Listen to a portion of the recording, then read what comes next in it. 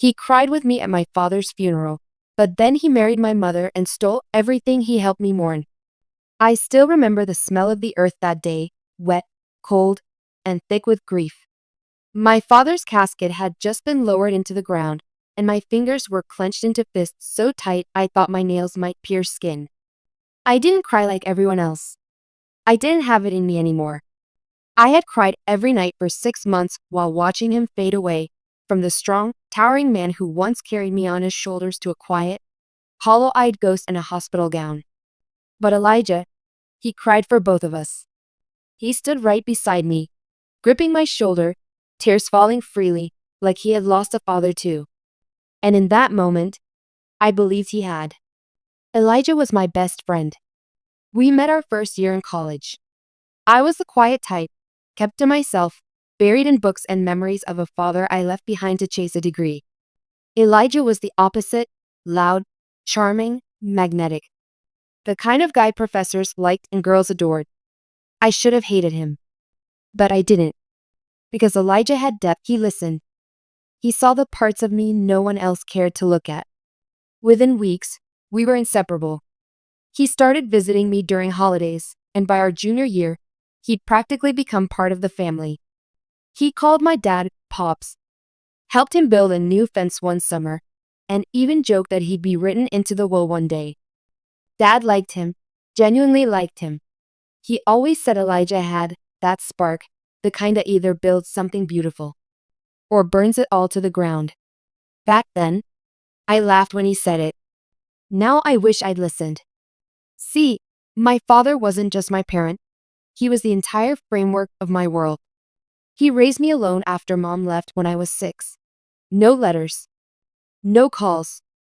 Just one suitcase and a voicemail I wasn't allowed to hear. And dad. He never talked about it. Never dated again. Never looked at another woman. He poured everything he had into raising me. We weren't rich, but we had history. My dad inherited the house from my grandfather, a modest but dignified southern estate with hardwood floors, dusty old bookshelves, and a porch that sang with every footstep.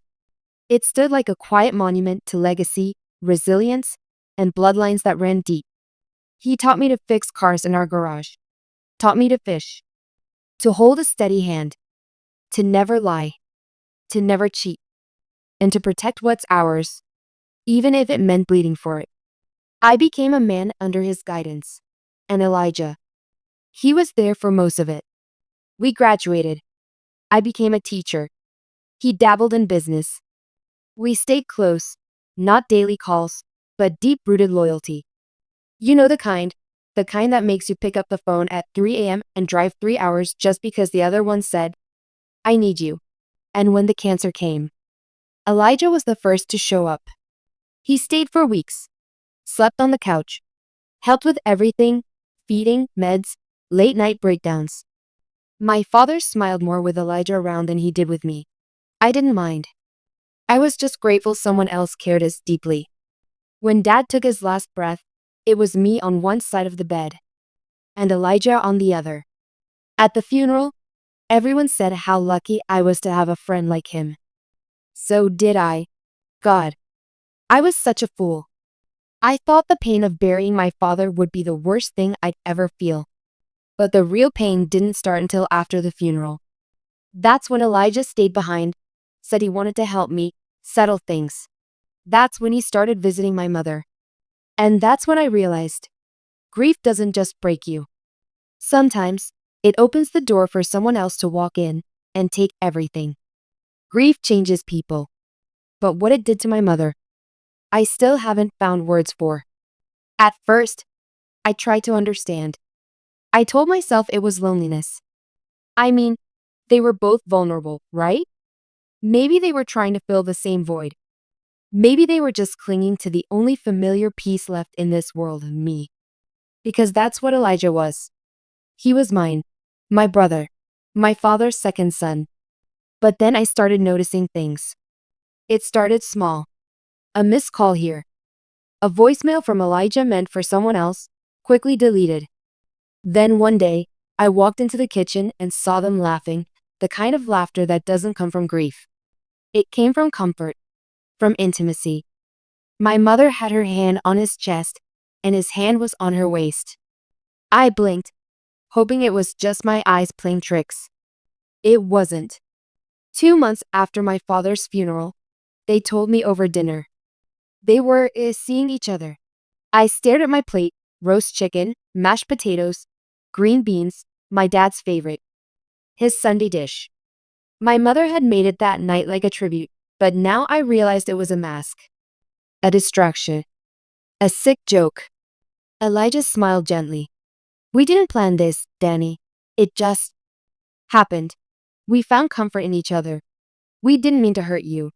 My mother didn't even flinch. She just nodded like it was the weather. Comfort? Was that what she called lying beneath the man who stood next to me as we buried the last good man in our lives?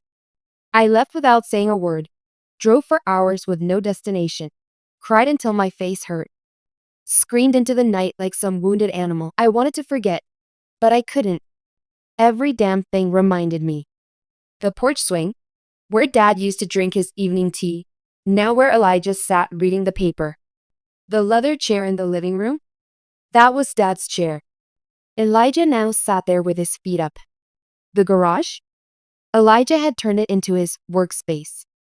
Cleared out my father's tools, dumped them in storage, replaced them with blueprints and whiteboards and garbage I didn't understand. I came back a week later to find something far worse: the deed. They had changed the name on the house.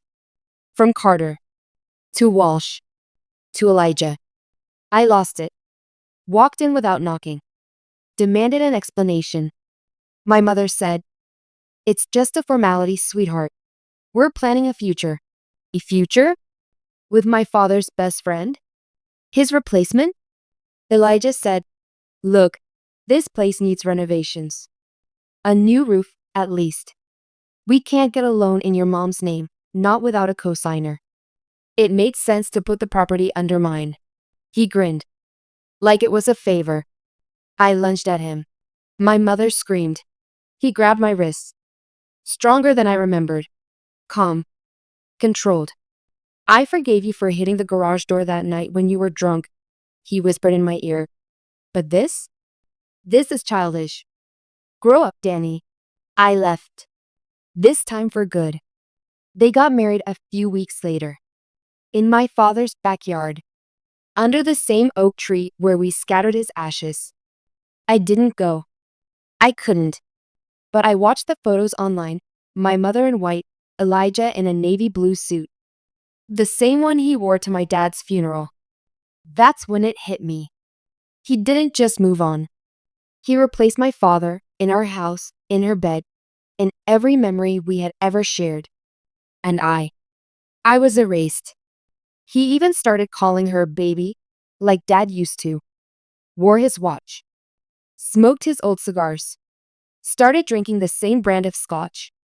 It was like watching a ghost hijack my bloodline. Worse still, my mother let him. She sold Dad's books. Gave away his fishing rods. Turned his study into a meditation room. Even donated his record collection. "Let go, Danny," she said once on the phone. "You're living in the past." But I wasn't living in the past. They were killing it. One memory at a time. Then came the final blow. I received a letter from a law firm. Inside was a document. My father's unfinished will, a draft version, unsigned. And a post-it note. Elijah's handwriting. "Looks like this one doesn't count, huh? Shame. Would have left you everything." It was a taunt. A slap. A warning. He knew exactly what he'd done. And that's when I knew this wasn't an accident. This wasn't about love. This was war. And I had already lost everything that mattered. But I hadn't lost my mind. Not yet. Grief didn't break me. Betrayal did. After Elijah and my mother got married, I disappeared, not from the world, but from their world. Changed my number. Moved to a smaller city. Took a low-level job at a high school far from home. I wanted to vanish into silence. But silence wasn't peace. It was a slow form of drowning. I'd wake up at 3 a.m., drenched in sweat, hearing Elijah's voice, soft, smug, echoing my father's words. Sometimes I heard my mother laughing in the hallway. Once, I thought I saw her reflection in my bathroom mirror. But when I blinked, nothing.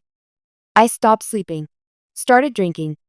At first it was just whiskey at night, then whiskey in the morning, then no more mornings at all. Days bled into each other. Nights were just longer, darker days. Every time I closed my eyes, I saw my father standing in the backyard beneath that old oak tree, silent, watching, as if even in death, he couldn't speak over what had happened. And then, one night, I snapped.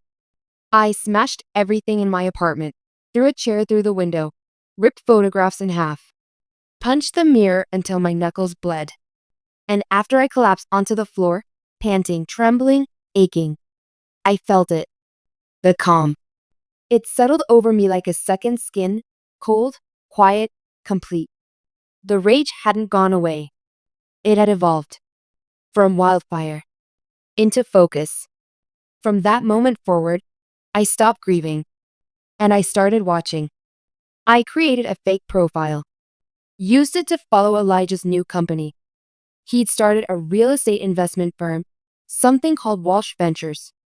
Flashy branding, fake smiles, lots of buzzwords like family equity and legacy funding. He used my father's house, my house, as the firm's headquarters. A shrine built on stolen dreams. On the website, he referred to himself as a self-made man who built his empire from the ground up. Self-made? He built it from my father's grave. But the deeper I dug, the more cracks I saw. The investments weren't clean. The numbers didn't add up. He was over-leveraged, using loans to buy properties, promising fake returns to investors, constantly flipping assets to cover the last lie. A classic Ponzi setup wrapped in Southern charm and Instagram quotes. I started collecting files. Fake identities. Shell companies. Offshore accounts. Photos. Emails. Names. But that wasn't enough. I wanted to poison him from the inside. So I reached out to someone from his past, Kara. A woman he dated in college. The one he cheated on. The one who almost filed charges when he borrowed 10 grand from her savings to invest in crypto and vanished. She remembered him well. She still had the screenshots. She was more than happy to help. Together, we started creating chaos. Emails to investors. Anonymous letters. Whispers of fraud. Slowly, Elijah's circle began to unravel. A few early partners pulled out. Lawsuits were threatened. His smile started to crack in the pictures he posted. But I didn't stop there. Because it wasn't just about money. It was about memory. So I went back to the house. Not through the front door. Through the woods. I crept in at night dressed in black with gloves and a flashlight. My father's study had been turned into a yoga room. But under the floorboards, the ones I had helped nail down as a child, I found what I was looking for. Dad's journals. Letters. Photographs. Receipts. Proof of everything Elijah had used, touched, destroyed. I took them all and left one thing behind. A photograph of me and Dad fishing with Elijah in the background, smiling. I carved one word on the back. Remember. The next week, Elijah looked paranoid. Photos of him at events showed a twitch in his eyes. My mother stopped posting altogether. I knew I was getting close. But I needed one more thing. Leverage. So I created a new identity. Used Kara's help to pose as an investor from Atlanta. A man named Marcus Vance. I scheduled a meeting with Elijah through one of his employees. He agreed instantly, anything for a potential $1 million partner. The meeting was set at his office, my father's study. I arrived wearing a tailored suit, a southern accent, and a steel resolve. He didn't recognize me. Not right away. But when I smiled, a half smile my father used to wear when he caught me lying as a boy, I saw it hit him. His voice faltered. His hands shook slightly. "Have we met before?" he asked. I just smiled and said, "Not yet." And that was the beginning of his unraveling. I had slipped past the gates. I was inside his kingdom. And soon, I'd burn it to the ground. Revenge isn't a fire. Fire is loud, flashy, bright. Fire can be put out. No, revenge is rot.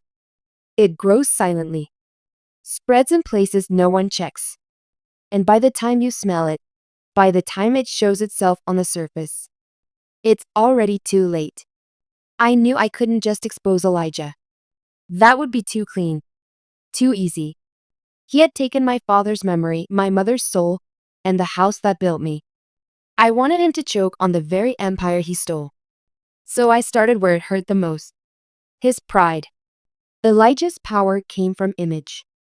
He was the good husband, the local success story, the family-first entrepreneur. But I knew what he really was: a manipulator, a liar, and a parasite. So I went after his mirror. Kara and I started leaking curated emails to his investors. Not enough to raise alarm with the law, just enough to cause doubt. We'd send messages like, "He told me we'd get a 15% return. But we're still waiting.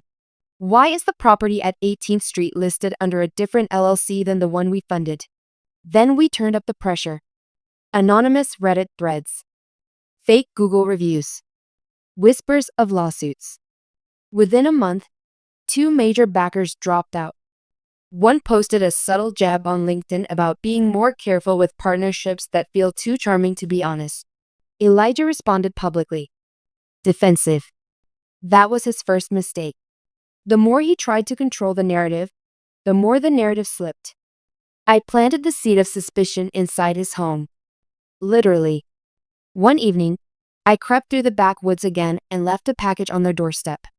Inside, an old photo of my dad, sitting on the porch with Elijah. On the back, I'd written, "You were never his son. You were the snake in his garden." I left no fingerprints, no camera trail, nothing. A week later, my mother showed up at my apartment. She looked tired, confused. Her hair wasn't brushed, her eyes red. "I don't know what's happening," she whispered. "He says someone's stalking him. He's different now." I stared at her for a long time and finally said, "You don't get to come here, Mom. You chose him." She begged me to tell her the truth. I closed the door in her face. But in that moment, I saw it. Doubt. And that was enough. You see, Elijah had a secret. Bigger than the fraud. Bigger than the stolen inheritance. He had been sleeping with another woman. Kara told me. He'd reached out to her again, desperate, thinking she'd be his escape route if things went bad with my mom. He always needed a backup plan. That was his nature. So I set the trap. I told Kara to lead him on, act like she wanted him back. He took the bait. Started texting her. Sending voice notes. Even proposed she run away with him once he liquidated the house. She recorded it all. And I sent it, burned on a DVD, to my mother, labeled, "Your husband. My friend. Our mistake." She watched it. How do I know? Because 3 days later, she emptied the joint bank account, filed for separation, and checked herself into a private clinic in Asheville. I didn't call her. I didn't even feel anything. Not yet. Now I turned to the final piece, his reputation. I compiled everything. The fraud, the offshore accounts, the recorded phone calls, the investor lies, the cheating. I sent it to the 3 places that mattered most: the State Securities Commission, the local press, and his investors, one by one. I used a fake name. Didn't need credit. I just needed it to hit. And hit it did. Headlines broke within 48 hours. Southern Investment Star under investigation for financial misconduct. Whistleblower reveals Ponzi-like structure in Walsh Ventures. He tried to spin it. Tried to smile through interviews. But the emails were leaked. The screenshots. The voice notes.